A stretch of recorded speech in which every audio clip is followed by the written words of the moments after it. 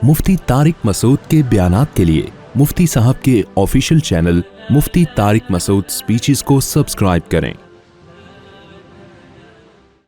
ज़ाहिर है ऐसे मौके पे मुनाफिकीन कहाँ आजमाइश में कामयाब होने थे, तो अल्लाह ने आगे पहले मोमिनीन का जिक्र किया जिनकी ये हालत, अब अल्लाह मुनाफिकीन का तज़किरा कर रहे हैं।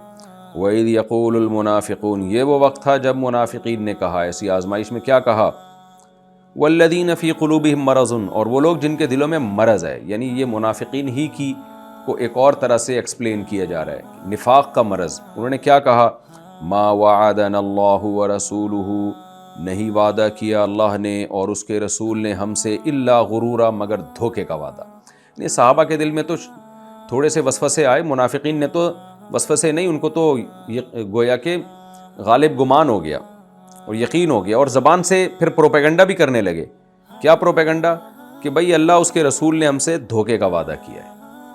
हमसे जो फतूहात के वादे किए थे, तो एक दिन होता, 2 दिन होते, 3 दिन होते, 4 दिन, पूरा महीना हो गया, कोई फतह नहीं हो रही, तीर अंदाजी हो रही है, खाने पीने के लाले पड़े हुए हैं। तो ये अल्लाह और उसके रसूल के झूठे वादे थे, माज़अल्लाह। वइज़ क़ालत ताइफ़तुम मिनहुम, और उनमें से एक जमात ने कहा, या अहल यथरिब, ए मदीना वालो, ला मुक़ाम लकुम, यानी हर तरह से प्रोपेगेंडा हो रहा था। एक प्रोपेगेंडा तो ये कि इस तरह की बातें काना फूसी शुरू कर दी ना, कि भाई ये सब झूठे वादे हैं। और एक फरीक ने तो बहुत ही बगावत पे उतर आया और कहने लगा कि वापस चलो। अब आप बताइए, ऐसे मौके पे जब जंग में आपको अफरादी क़ुव्वत की ज़रूरत हो और शदीद आजमाइश में हो, और उसी में चंद लोग उठ के वापस जाने लगें। आपने देखा होगा ना, बयान में एक बंदा उठ के जाता है, उसको देख के दूसरा भी उठता है, उसको देख के तीसरा भी उठता है। तो ख़तीब लोग अक्सर कहते हैं भाई बैठ जाओ, क्योंकि एक उठता है तो उसको देख के सारे उठना शुरू होते हैं। तो इंसान की ये भी एक आदत है। अब जंग में तो बहुत सौ का दिल कर रहा है घर जाने का, तो उसमें जो पहल करेगा, हिम्मत करेगा, बेशर्मी दिखाएगा और उठेगा कि जाने लगेगा और लोगों को भी तरगीब देने लगेगा, तो आप सोचिए कितने हौसले टूटेंगे इससे दूसरों के। तो और जो कौम के लीडर हैं, उनके दिल पे क्या गुजरेगी, कैसे आरे चलेंगे उनके दिल पे कि भाई इस वक्त हमें मोटिवेशन की ज़रूरत है, और मैं अपने साथियों को मोटिवेट कर रहा हूँ, हौसला अफजाई कर रहा हूँ। और ऐसे मौके पे एक ताइफ़ा, एक जमात उठ के कहने लगे कि या अहल यथरिब, ए मदीना वालो, ला मुक़ाम लकुम, तुम्हारे लिए यहाँ कोई ठहरने की जगह नहीं है, फरजिउ, चलो वापस चलो। व यस्तअज़िनु फ़रीक़ुम मिनहुमुन नबिय्या, और इनमें एक फ़रीक़ नबी के पास आके कहने लगा, ये ज़रा नेक किस्म का फ़रीक़ था कि भाई ऐसे ही हम बग़ैर परमिशन के नहीं जाते, हम जो है वो जाके इजाज़त ले लेते हैं। भाई हमारा उज़र है, हमारे घर खाली पड़े हुए हैं, ख़वातीन बच्चे अकेले हैं, दुश्मन का हमें खौफ है, कोई चोर उचक्का डाकू चोर दाखिल हो सकता है घर में। तो ये थोड़ा नेक बनने की कोशिश की इसने। इस फ़रीक़ ने क्या किया, वयस्तअज़िनु फ़रीक़ुम मिनहुमुन नबिय्या, इनमें एक फ़रीक़ ने नबी से इजाज़त तलब की और कहने लगे, यक़ूलून इन्ना बुयूतना औरा, हमारे घर खाली हैं भाई, यानी मर्दों से खाली हैं, हिफाजत से खाली हैं। इसलिए इसका तर्जुमा ये भी किया गया गैर महफूज हैं, हमारे घर महफूज नहीं है, हमें घर में हिफाजत की ज़रूरत है। अल्लाह ने फरमा दिया, वमा ही अबी औरा, हालांकि ऐसा नहीं है, इनके घर गैर महफूज नहीं है, महफूज हैं इनके घर। इन युरीदून इल्ला फ़िरारा, इनका इरादा नहीं है मगर जंग से भागना, जंग से भागने के अलावा कोई नीयत नहीं है, घर का बहाना पेश कर रहे हैं।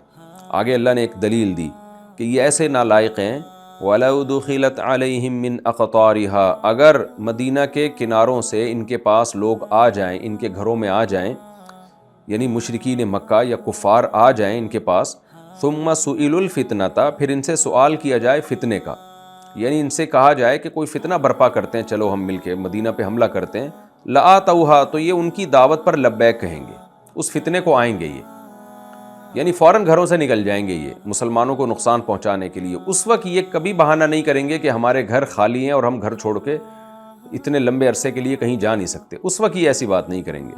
वमा तलब्बसू बिहा इल्ला यसीरा, और ये नहीं ठहरेंगे अपने घरों में मगर बहुत कम। कम का क्या मतलब है, जो मूव करने के लिए, सफ़र करने के लिए जो स्टे करना पड़ता है ना, सामान लपेटना और खाने वाने का इंतज़ाम करना, उज़ाद राह लेना, बस इतना ही स्टे करेंगे, इसके अलावा ज़रा भी स्टे नहीं करेंगे। फ़ौरन घर को छोड़ के, खाली अपनी बीवी बच्चों को छोड़ के निकल जाएंगे, क्योंकि इनको पता है घर महफूज है और घर में कुछ नहीं, कोई हमला नहीं होने वाला, कोई चोर डाकू नहीं आने वाला। बस एक बहाना चाहिए इनको मुसलमानों को नुकसान पहुँचाने के लिए। तो यानी मुसलमानों को नुकसान पहुँचाने के लिए इनको घरों को छोड़ना पड़ता, तो ये लाजमी छोड़ते, اب چونکہ مسلمانوں کے دفاع کے لیے گھروں کو چھوڑنا پڑ رہا ہے تو اس میں بہانہ کر رہے ہیں کہ ہمارے گھر غیر محفوظ ہیں۔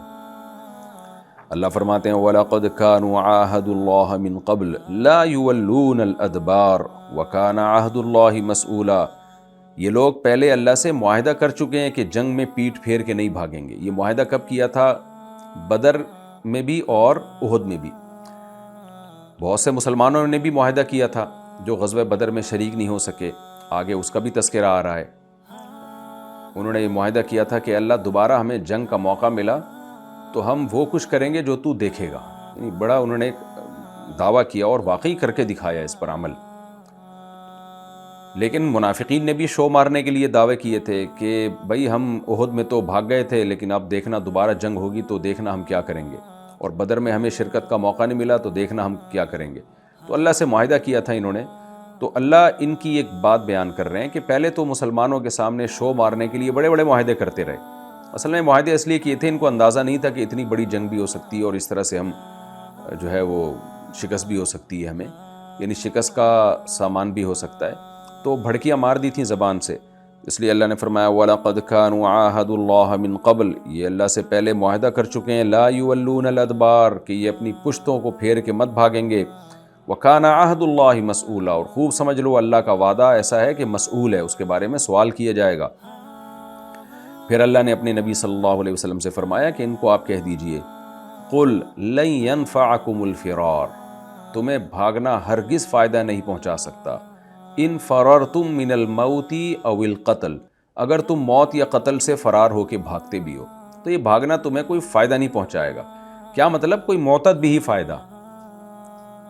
انسان موت سے بھاگتا ہے، نہیں سمجھتا پتہ نہیں میں کتنے عرصے زندہ رہوں گا، تو اللہ نے آگے فرمایا وَإِذًا لَا تُمَتَّعُونَ، اگر ایسا ہوا تو تم نہیں فائدہ پہنچائے جاؤ گے، یعنی دنیا کا فائدہ، جسے متاع کہتے ہیں نا، متاع دنیا، تھوڑا سا فائدہ، الا قلیلا، مگر تھوڑا، یعنی تمہیں فائدہ نہیں ہوگا مگر بہت تھوڑا۔ کیا مطلب؟ چند سال اور زندہ رہ لو گے تم، تو زندگی تو بہت تھوڑی ہے۔ اب دیکھیں جتنے منافقین بھاگے تھے، آج تو ان کو مرے ہوئے 1400 سال ہو گئے، جتنے غزوہ خندق سے بھاگے تھے نا، تو مرے ہوئے 1400 سال ہو گئے، اور جو اس میں شہید ہو گئے ان کو شہادت ہوئے ہوئے بھی 1400 سال ہو گئے، تو تھوڑا سا ہی فرق ہے، زیادہ فرق نہیں ہے۔ شہادت والے ابدی زندگی کے لیے کامیاب ہو گئے اور بھاگنے والے ہمیشہ کے لیے ناکام ہو گئے۔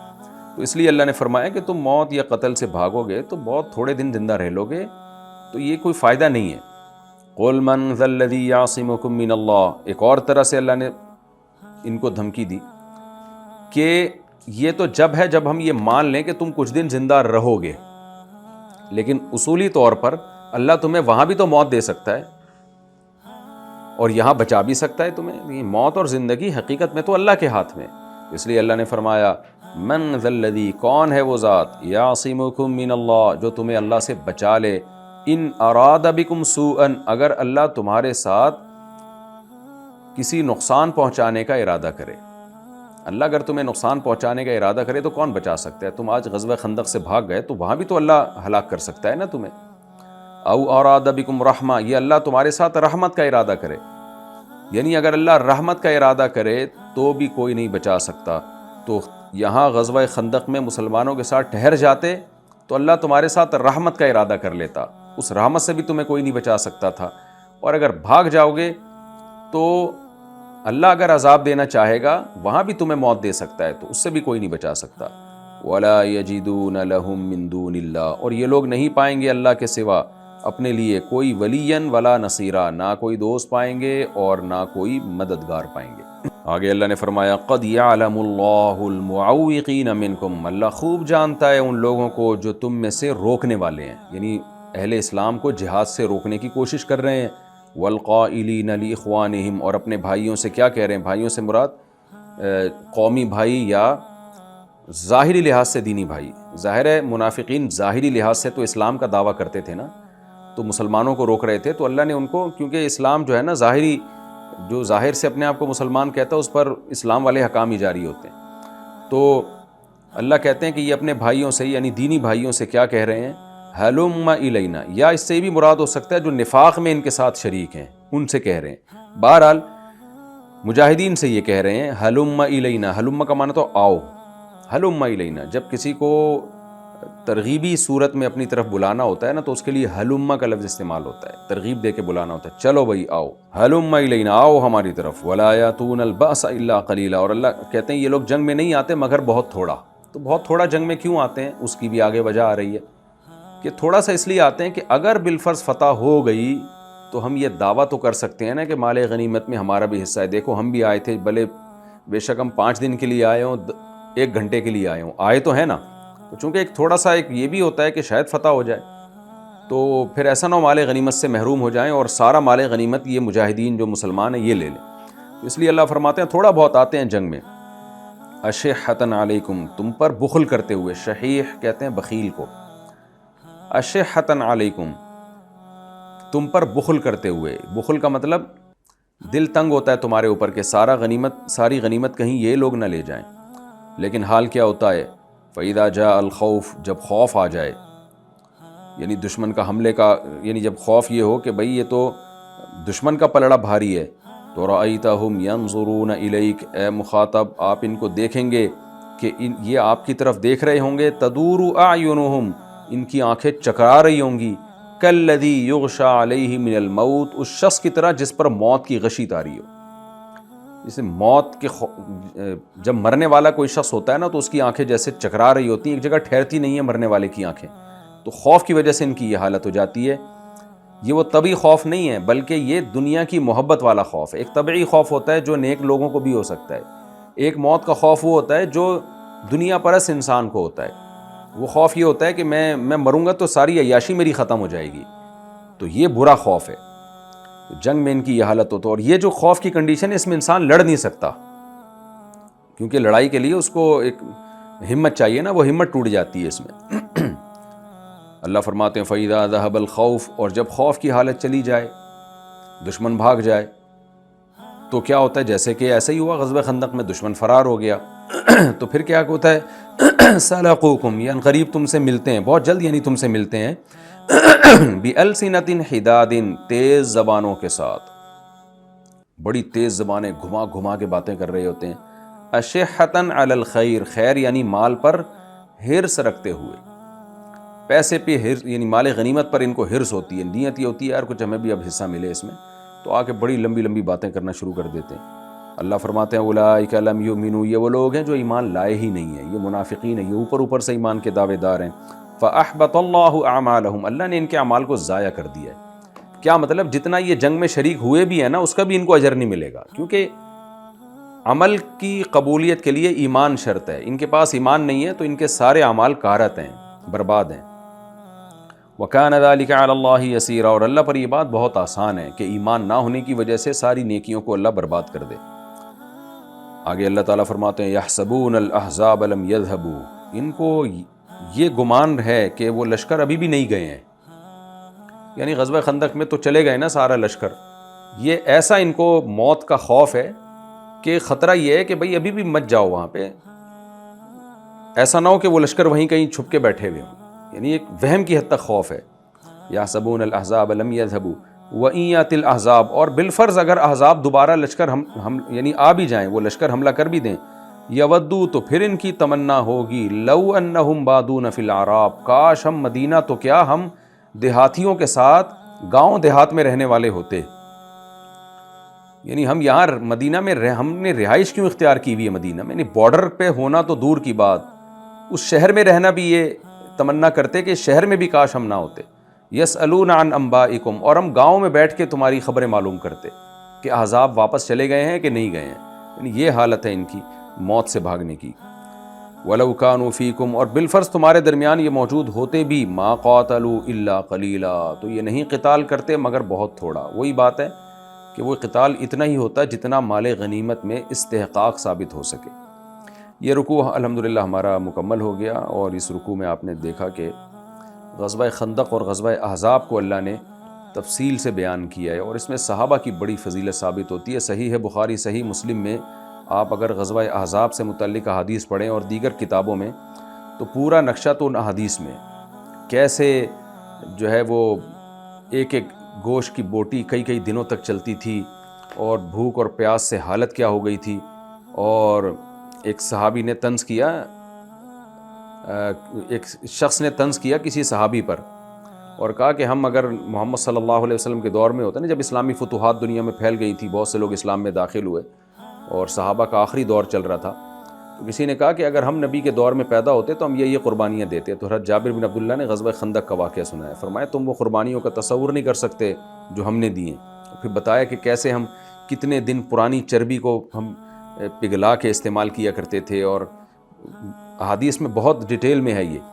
تو میں چونکہ وہ زیادہ ڈیٹیل نہیں بتاتا، میں ٹو دا پوائنٹ صرف تفسیر کو حل کرنے کے لیے، تاکہ جب آپ قرآن پڑھیں نا تو آپ کے سامنے قرآن سمجھ میں آئے، ورنہ تو اس پہ ایک گھنٹے کی بات بھی ہو سکتی ہے اور اس میں کیا کیا اسباق ملتے ہیں اس پر بھی.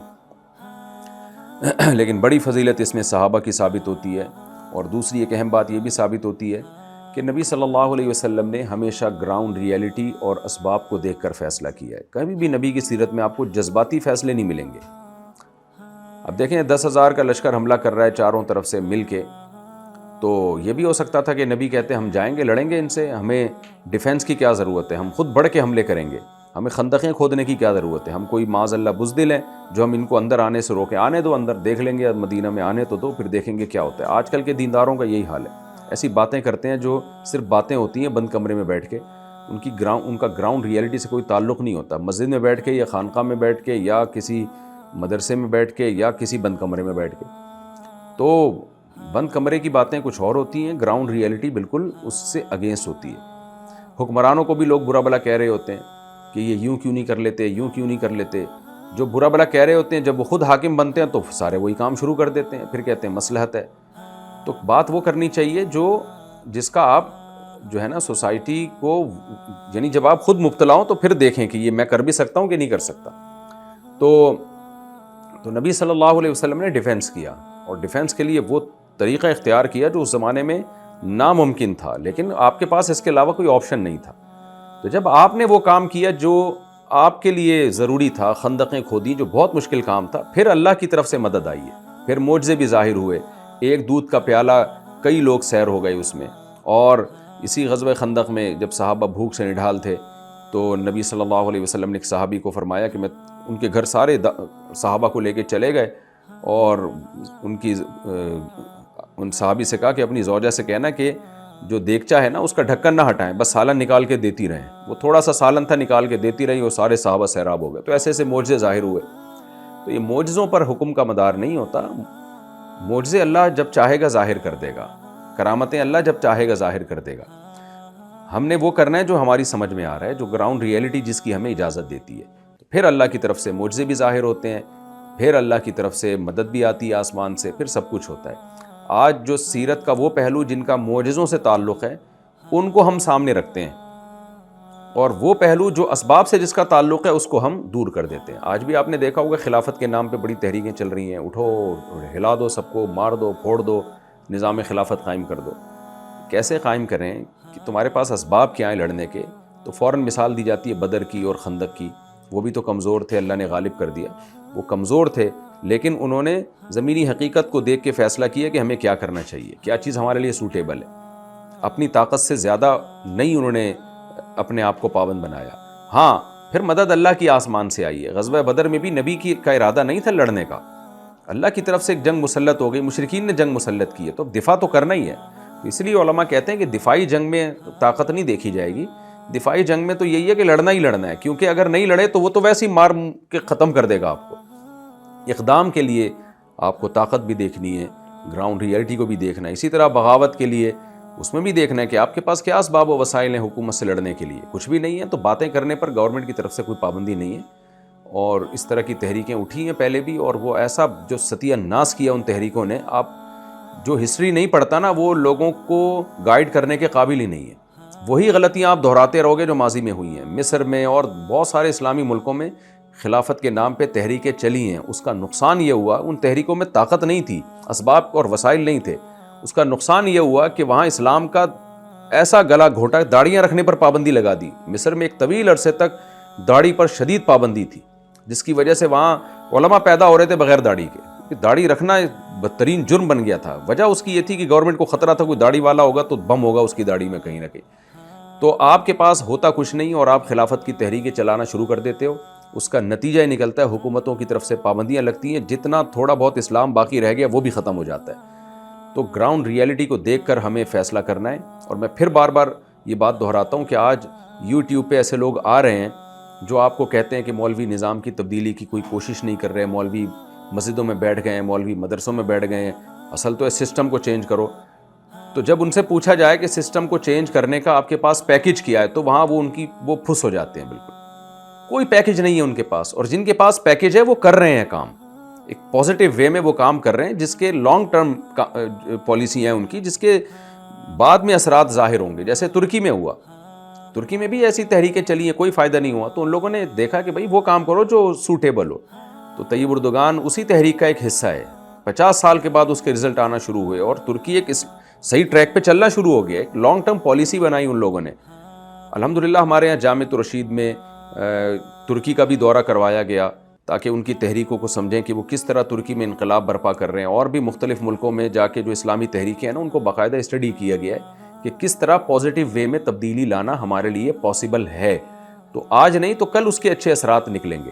لیکن یہ جو آج کل کے اسکالرز آ کے آپ کو اسٹیٹ کے خلاف اور ملک کے خلاف اور بس نظام کی تبدیلی کے مبہم نعرے لگا رہے ہیں، خلافت کے مبہم نعرے، ان کے پاس پیکج ویکج کوئی بھی نہیں ہے، تو یہ آپ کی صلاحیتوں کو ضائع کریں گے، یہ آپ کو بند گلی میں لے جا کے بند کر دیں گے۔ تو باتیں کرنا بہت آسان ہے، لیکن گراؤنڈ ریئلٹی کو دیکھ کے فیصلے کرنا یہ مشکل کام ہے، یہ سنجیدہ لوگوں کا کام ہے۔ تو ہمارے نبی صلی اللہ علیہ وسلم کی سیرت یہی ہے۔ ہاں، دفاع میں تو دفاع بہرحال کرنا ہی کرنا ہے، اس میں پھر کیونکہ آپ دفاع نہیں کریں گے تو جو رہی صحیح طاقت آپ کی وہ بھی ختم ہو جائے گی، مر جائیں گے آپ۔ تو دفاعی جہاد میں اگر کوئی کنٹری آپ کے کنٹری پہ حملہ کرتا ہے تو پھر اس کے دفاع میں تو لڑنا ہے، چاہے آپ کے پاس طاقت نہ بھی ہو، کیونکہ آپ نہیں لڑیں گے تو وہ تو آپ کو کھا کے ویسے ہی ختم کر دے گا۔ تو ہمیں یعنی غزوہ خندق کے نبی صلی اللہ علیہ وسلم کی جو طریقہ تھا، پالیسی تھی، اس سے بھی پتہ چلتا ہے۔ اور یہ بھی ایک بہت اہم بات کہ جب بھی آزمائش کا موقع آئے گا نا، تو آپ میں بہت سے مخلص ہوں گے جو موٹیویٹ کریں گے، اور بہت سے ایسے لوگ ہوں گے جو آپ کی حوصلہ شکنی کر رہے ہوں گے ایسے موقع پہ۔ تو حوصلہ شکنی کرنے والوں سے متاثر نہیں ہونا چاہیے، سمجھ جانا چاہیے کہ یہ وہی منافق ہیں جو سید الانبیاء صلی اللہ علیہ وسلم کے دور میں تھے۔